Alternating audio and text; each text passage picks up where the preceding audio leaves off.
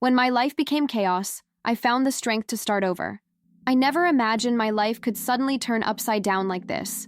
My name is Maya, I'm 17 years old, and until the beginning of that year, life seemed too simple for someone my age. I lived with my grandmother Ruth, a strong and calm woman who had always been my safe haven. My routine consisted mainly of school, studying, and some quiet moments with her. No major emotions or conflicts, just a peace that I treasured deeply.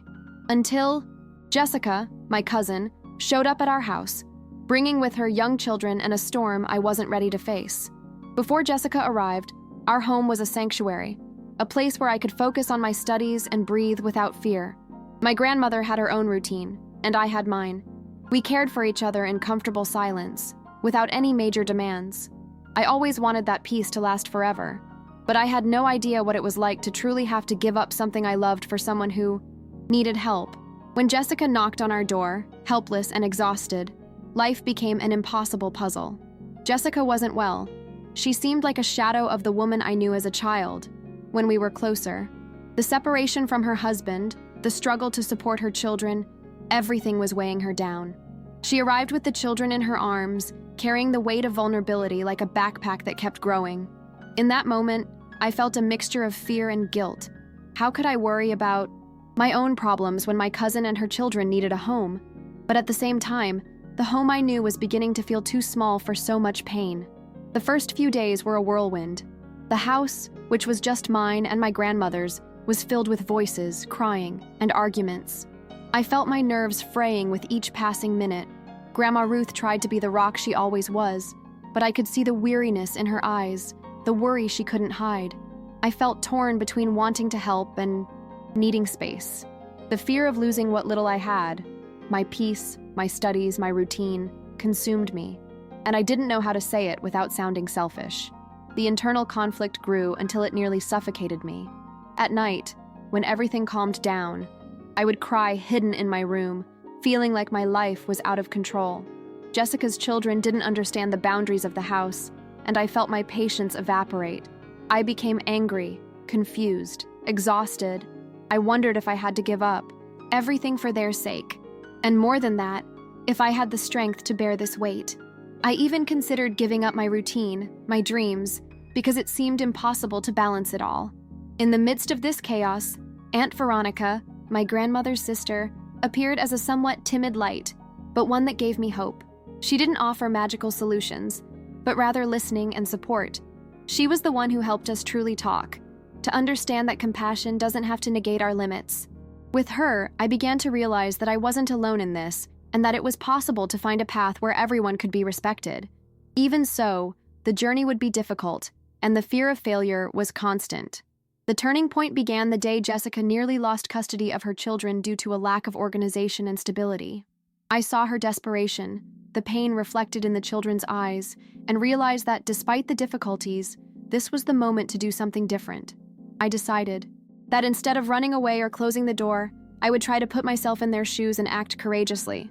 I wanted to be more than a spectator to my family's suffering. It was time to act, even with a heavy heart. The change wasn't immediate or easy. I began imposing rules, trying to establish routines for the children and the house. I made many mistakes, and I got frustrated many times. Many nights I doubted myself, wondering if I had the strength to continue. But little by little, I realized that the small steps were worth it. When we managed a day without fighting or crying, when Grandma got more rest, I felt a glimmer of victory. Every achievement, however small, was a light at the end of the tunnel. One of the most difficult moments was learning to deal with my own guilt. I wanted to help Jessica and the children, but without losing my identity and my mental health. I needed to ask for help, learn to say no, and accept that I couldn't carry everything alone. These were difficult conversations with my grandmother, Aunt Veronica, and even with myself. But this process was crucial to preventing me from drowning in the sea of responsibilities that suddenly appeared. During this time, I had to give up some things I loved, yes, but I also gained much more than I imagined. I learned to be more patient, more flexible, and most importantly, to understand that love isn't just about giving without limits, but also about making sure no one gets hurt. Seeing Jessica gradually regain her confidence, the children smiling more, my grandmother breathing better, all of this showed me that the struggle was worth it. It was painful, but also transformative. School became a huge challenge. With a packed house, I could barely study, and discouragement set in. There were days when I thought about giving up, putting my dreams on hold, but I remembered everything my grandmother had done for me, how much she believed in my future, and that gave me strength. I started organizing my schedule, asking for help when I needed it, accepting that I didn't have to be perfect. And even with setbacks, I kept going, with renewed determination. I remember one summer afternoon, as the sun streamed through the window of our small backyard, I sat down with Jessica to talk about our limits and expectations. It was a frank conversation, full of tears and confessions. She thanked me for not giving up and said she was also trying to change. It was then that I understood that overcoming obstacles isn't just mine, it's collective. We're all part of this rebuilding, even with our flaws and challenges. One of the things that most impacted me was the affection of the children. They were so small and so full of fear. I saw in them a reflection of my own fragility and strength. I learned to connect with them, to understand their silences, their messes, and above all, to appreciate the simple moments of joy. Those smiles began to fuel me, reminding me that, even in difficult times, hope exists. In the midst of this storm, my grandmother was my anchor. She always knew what to say to calm the spirits, and her presence was a comfort to everyone. But I also realized she needed care and space to be just herself, without carrying the weight of the whole family. We began to share tasks and respect her boundaries, and this helped the house breathe better. Her strength taught me that we can be resilient and vulnerable at the same time. Over time, I've come to understand that life isn't a straight path, but rather full of twists and turns. We stumble, fall, get up, and sometimes even retrace our steps. And that's okay. The important thing is not to lose the will to keep going, even when it seems like the world is falling apart. I've learned that overcoming obstacles isn't about never failing, but about never giving up, even when things are tough. Aunt Veronica's presence was crucial to this change. She brought a different perspective and helped us create rules that worked for everyone, not just a few. With her, we discovered that dialogue is key to avoiding arguments and hurt feelings. We started meeting more frequently to discuss what was working and what needed improvement. It was a painful experience, but one that strengthened our bonds. I also had to learn to deal with other people's judgment. Many people looked at our situation and saw only problems, as if it were easy to get out of that mess. This made me angry and insecure, because we were trying the best we could. I learned to ignore these looks and focus on what really mattered, taking care of my family, my future, and my heart. During this process, my relationship with Jessica changed dramatically. We went from distant cousins to partners in our daily battle. She was no longer the fragile woman who knocked on our door, but someone who also fought to start over. We cried together, scolded each other, and celebrated the small victories. This partnership was a relief I didn't even know I needed. The hardest moment was when I lost my temper and yelled at the kids. I felt incredibly guilty afterward, as if I'd failed again.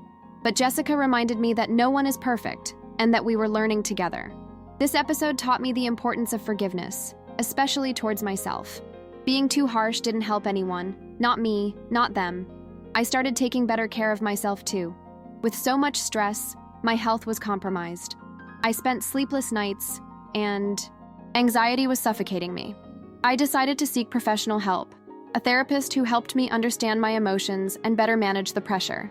It was a fundamental step in my emotional recovery, and in enabling me to continue helping my family without losing myself. The routine was still heavy, but little by little, I managed to find space for myself. Simple moments, like reading a book, listening to music, or writing in my journal, became essential. These breaks helped me recharge and maintain my sanity.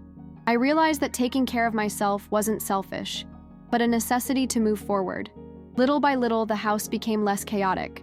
The children began to understand the rules, Jessica became more organized, and my grandmother breathed a sigh of relief. I saw this transformation and felt an overwhelming sense of pride. It was the result of much struggle, mistakes, successes, and above all, love. A love that wasn't perfect, but that endured. One day, Jessica told me she was thinking about going back to school and looking for a better job. I saw the hope we'd both been searching for in her eyes. At that moment, I understood that our journey wasn't just about surviving, but about rebuilding dreams, even small ones. Her desire motivated me even more to keep going, because I knew she wasn't just fighting for myself, but for all of us. I also learned to appreciate the help we receive, even if it comes unexpectedly. Aunt Veronica, friends, and neighbors became a support network that made all the difference. Accepting help isn't a sign of weakness, as I once thought, but of courage to face challenges. This was a lesson I'll carry with me for the rest of my life. Living with Jessica and the children brought a tremendous amount of emotional baggage, but it also helped me grow as a person. I discovered a strength within myself that I never knew existed. This experience taught me to view people with more empathy and less judgment. It also made me understand that family is, above all, a choice, and that we can build new bonds even in difficult times. I had to learn to be flexible, to relinquish the control I so desperately sought to feel secure. Life taught me that we can't control everything, and that trying to do so only leads to suffering. Accepting the imperfection of situations and people was essential to my inner peace. This doesn't mean giving up, but finding balance. Grandma Ruth was a constant inspiration, even when she seemed at her limit. I saw how she cared for everyone while simultaneously seeking moments for herself. This duality taught me that it's possible to be strong and vulnerable, and that caring for yourself is just as important as caring for others. She showed me that love has many forms, including self-protection. What struck me most during this journey was the sense of belonging I rediscovered. Even amidst the chaos, we built a home, a space where everyone could be heard and respected. This feeling of belonging, of being part of something bigger than myself, was what kept me going, and I know it will continue to do so. There were times when I thought everything would fall apart, that I couldn't take it anymore. On those days, it was the love I felt for my grandmother, for Jessica, for the children, and for myself that held me together. This imperfect love, full of flaws and challenges, was what taught me resilience. It showed me that, even in pain, we can find the strength to carry on. Today, looking back, I see how much I've grown and how much our family has transformed. It wasn't an easy or quick journey, but it was worth every tear, every fear, and every victory. I learned that overcoming obstacles is a continuous process, never ending, but one that can be lived with courage and hope. And that, even in the darkest moments, there is light. I'm Maya, a young woman who faced fear and insecurity to protect and love her family. My story isn't a fairy tale, but a reality full of ups and downs, which taught me that life can be hard, but we are stronger. I share this so that anyone going through something similar knows they're not alone, and that it's possible to find a way. The house that once seemed too small for so much pain is now a place of welcome and learning. Each of us carries scars, but also strength and a desire to start over. I learned that true overcoming lies in continuing, even when you're not sure what lies ahead, and that love, when true, is capable of transforming any reality. I want to tell anyone reading this that it's normal to feel fear, anger, and exhaustion. We don't need to be heroes all the time, but we also need to believe in our ability to change, even if only gradually. My story is proof of this. There's no magic formula, but there is strength, and it's within us, waiting to be discovered. What kept me going was hope, that faint feeling that sometimes disappears but always returns. The hope of better days, of a more peaceful home, of dreams that can come true. It was my guide through the darkest nights, and it still is. With each passing day, I choose to believe that things will get better, and that gives me the strength to carry on. Living with Jessica and the children taught me the importance of forgiveness. Forgiving mistakes, missteps, and failures. Forgiving others and myself. This doesn't erase the pain, but it opens space for healing. I learned that true love isn't perfect, but it accepts and embraces, even when everything is messy. I also discovered that asking for help isn't weakness, but courage. When we accept the outstretched hand, we find support to face what seems impossible. The support network we built with Aunt Veronica, family, and friends was essential to our recovery. And I know we wouldn't be here today without it. What struck me most during this journey was resilience, the ability to bounce back even when everything seemed lost. I saw my grandmother, Jessica, the children, and myself go through difficult times but never give up. This strength is the foundation of our story, and it's what I want to leave as a message for those facing their own battles. Today, I can look at my life with more gratitude and less fear. I know challenges will continue to arise, but now I have the tools to face them. I have love, support, and most importantly, faith in my own abilities. This changed everything for me, and it can change everything for you too. The message I want to convey is simple. Know matter how difficult it may be, there is a path. It may be winding, full of rocks and curves, but it is possible to walk it. Overcoming lies in the choice to continue, to believe, to allow yourself to feel and grow. I've experienced this, and I believe you can too. Finally, I thank everyone who has read this far. I hope my story touches your heart and inspires you to find strength for your own journey. We are not alone, even when life seems overwhelming. There is light, love, and a new beginning, waiting for each of us. Never stop believing in that.